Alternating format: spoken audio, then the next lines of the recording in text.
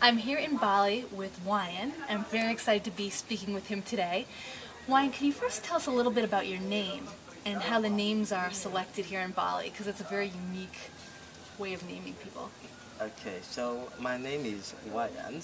So you will find a lot of Wayan here in Bali because the firstborn in Bali always named Wayan. This is firstborn. But this is only our first name, but we have another personal name. We have another, let's say, name that's given by the father. If you firstborn, you will always have name Wayan, but you got another personal name. Let's say it will be confusing if you only get one name. Of course, you have to have a personal name. Let's say it's cool in the class, for examples, the teacher will call you your personal name, not your first name. Okay. That's the first. So what is your full name then? So my full name is Wayan Ena. That's my full name. So teacher at school in the class will call me Ena. Or in some public area, my friend will call me Ena, not Wayan, because there could be a lot of Wayan in one public area. I see. Okay. So since I was the firstborn, I would be Wayan. And You're what right. about second, third, fourth? All right. For the second born in Bali, always name Made. Made. So that would be Brian, because he's the second born. The third born will be Koman or Nyoman. Komen or Yomen. Okay. That's right. And number 4 will be Ketut. Kutut. That's right. So what about number 5, 6, or 7? We'll start back again for the second Wayan, second Made, second Nyoman, and second Ketut. Okay, so it repeats. Very good. So, Wayan, you are from Bali. Yes, I am. Could you tell us maybe something that people don't necessarily know, something special about Bali or something unique that most people don't know? So I can say Bali is kind of unique place here in Bali. I can say Bali is the most popular places in Indonesia. That's Indonesia because Bali is part of Indonesia. And about the culture, comparing to other part of Indonesia will be a bit different. Let's say in Bali, most of the people believe in Bali is Hindu followers, but the rest of Indonesia is a Muslim country. It's a Muslim area, I mean. So cultures must be different from other part of Indonesia. Besides that, we have a nice and beautiful view of island here in Bali. It is very beautiful.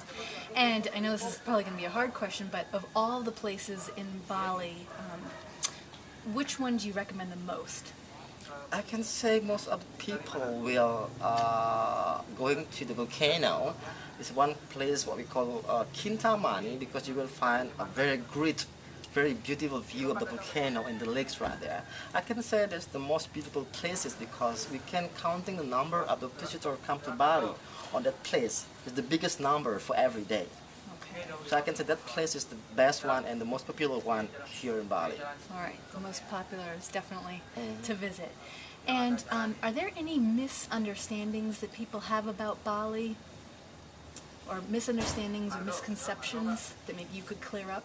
A lot of, I can say, a lot of people misunderstanding about Bali, about which part of Bali, where Bali is located. They thought Bali is not part of Indonesia because they know more about Bali than Indonesia. Oh, okay. So there's only one thing I found so far, but they say, where is Indonesia? But Bali is part of Indonesia. But where they are now in Bali, but they are in Indonesia, but they're not exactly where Indonesia, where Bali is. All right, very good. And could you maybe teach us a few phrases in Balinese or in Indonesian that we would be able to say? So, for example, how would you say good morning? All right. So let's say some simple word. Let's say good morning. It will be selamat pagi. Selamat pagi. Let's say good afternoons will be selamat siang. Selamat siang. Siang, that's right. And good evening will be selamat malam. Selamat malam. Okay. Maybe other words maybe we can learn easily is thank you. Yes. Is terima kasih. Terima kasih. That's right. And then sama-sama means you're welcome. Sama-sama. That's right. It's the most easiest one. Sama-sama.